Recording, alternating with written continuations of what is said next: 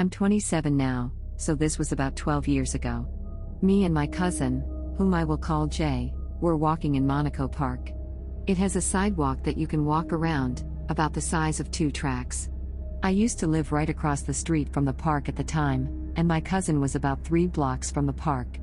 She lived on the opposite side of the street, so she attended a different school than me.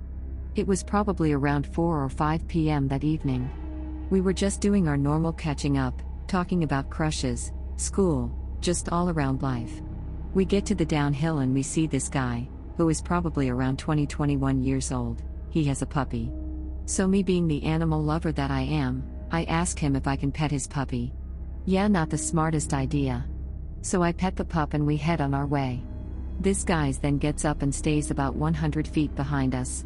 We didn't think much of it, being that he had a puppy with him. We thought he was just on a stroll.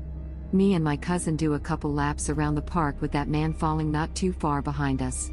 It gets to be around 7 p.m., and it's time to go home. So we part ways and head to our houses. Fast forward to around 11:30 p.m., I hear the rocks moving around outside my window, so I pull the blinds back and take a peek. There is no one in sight.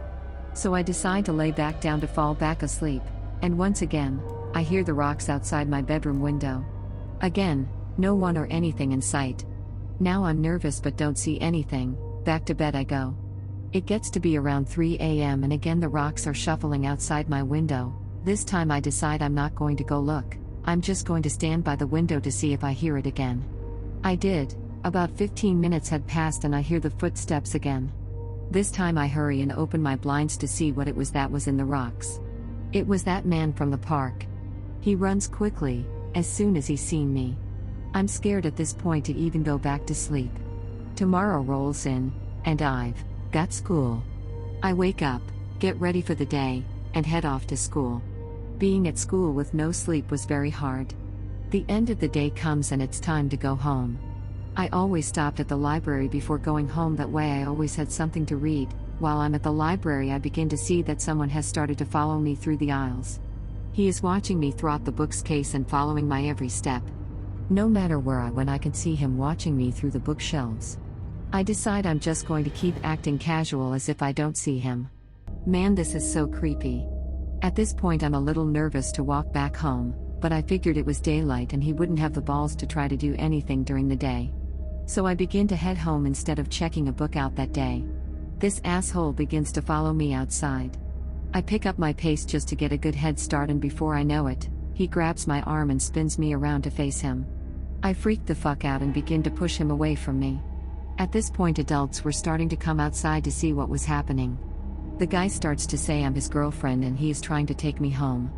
I am officially freaked out at this point.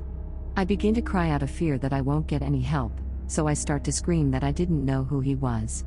This older man, probably in his 30s, came over and told him if I wasn't his girlfriend and didn't know who he was, that he needed to leave me alone. This guy continues to say I'm his girlfriend and I needed to go home with him. The older man didn't believe a word this guy was saying, and I can tell he was so tired of watching this man pull me around. He clocks back his fist and punches the guy in his face a good one. At that point, he let me go. I began to run as fast as I could to get home. I never once got to thank that older man for pretty much saving my life that day. So to the man who stood up for me, I thank you so much.